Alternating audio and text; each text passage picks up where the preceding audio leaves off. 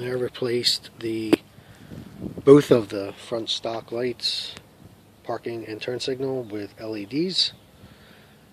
I did not use the turn signal side wiring. I actually have them both off of the same power source, same power line, and you can see they're lightly dimmed. They're not full powered. Other side is still stock.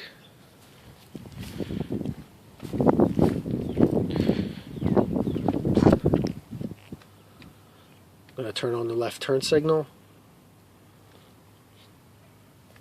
and the light is on faintly because now there's two LEDs. It's thinking that there's a burnout bulb or some other electrical problem.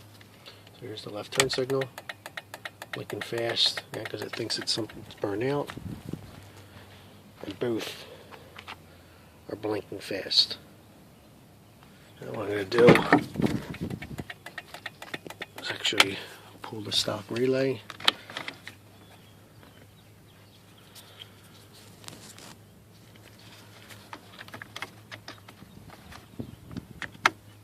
Put in the LED friendly relay.